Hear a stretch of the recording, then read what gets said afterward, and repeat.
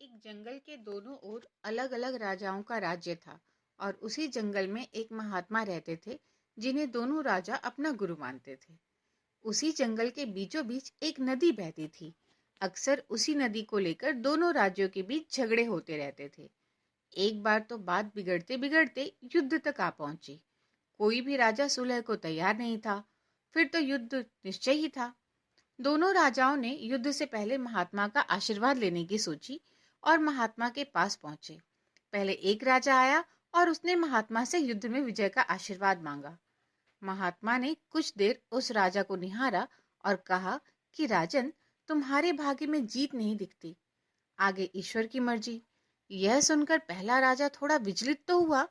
फिर उसने सोचा कि यदि हारना ही है तो पूरी ताकत से लड़ेंगे, परंतु यूं ही हार नहीं मानेंगे, और अगर हार भी गए तो हार को भी औरों के लिए उदाहरण बना देंगे, परंतु आसानी से हार तो नहीं मानेंगे। यह निश्चय कर वो वहां से चला गया। दूसरा राजा भी जीत का आशीर्वाद लेने महात्मा के पास आया। उनके पैर छुए और विजय श्री का आशीर्वाद मांगा। महात्मा ने उसे भी कुछ देर निहारा और कहा कि बेटा, भाग्य तो तुम्हारे साथ ही है। यह सुनकर राजा तो खुशी से भर गया और वापस जाकर निश्चिंत हो गया, जैसे कि उसने युद्ध जीत ही लिया हो। आखिरकार युद्ध का दिन आया। दोनों सेना एक दूसरे के आमने सामने थे और युद्ध प्रारंभ हो चुका था। एक तरफ की सेना यह सोचकर लड़ रही थी कि चाहे किस्मत में हार हो, पर हम हार नहीं मानेंगे, हम अपना सर्वश्रेष्ठ कोशिश करेंगे, और राजा ने पूरी जी जान लगा दी। वही दूसरी तरफ की सेना एक निश्चिंत मानसिकता के साथ लड़ रही थी कि जीतना तो हमें ही है, तो घबराना कैसा। लड़ते लड़ते दूसरी सेना के राजा के घोड़े के पैर का नाल भी निकल गया और घोड़ा लड़खड़ाने लगा। पर राजा ने ध्यान ही नहीं दिया, क्योंकि उसके दिमाग में तो एक ही बात चल रही थी कि जब जीत मेरे भाग्य में है ही, फिर किस बात की चिंता। कुछ ही क्षण बाद दूसरे राजा का घोड़ा लड़खड़ाकर गिर गया, जिससे राजा भी जमीन पे गिर पड़ा और घायल हो गया। वह दुश्मनों के बीच घिर गया। पहले राजा के सैनिकों ने उसे बंधक बना लिया और उसे अपने राजा को सौंप दिया। युद्ध का निर्णय हो चुका था। युद्ध का परिणाम बिल्कुल महात्मा की भविष्यवाणी के उलट था। निर्णय के बाद महात्मा भी वहां पहुंच गए। अब दोनों राजाओं को बड़ी जिज्ञासा थी कि आखिर भाग्य का लिखा बदल कैसे गया। दोनों ने महात्मा से पूछा कि गुरुवर, आखिर यह कैसे संभव हुआ।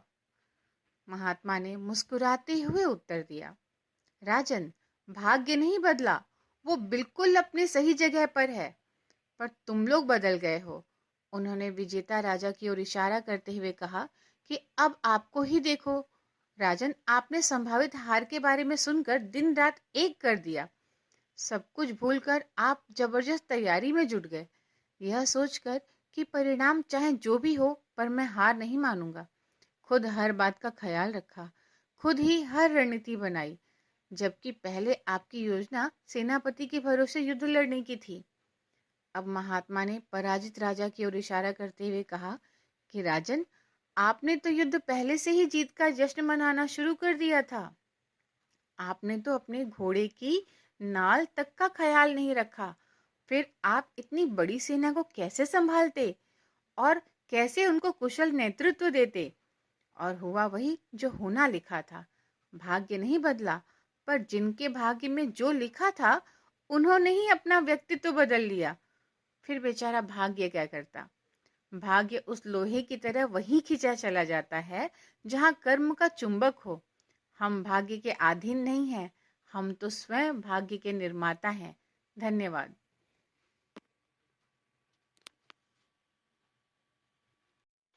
एक जंगल के दोनों ओर अलग अलग राजाओं का राज्य था और उसी जंगल में एक महात्मा रहते थे जिन्हें दोनों राजा अपना गुरु मानते थे।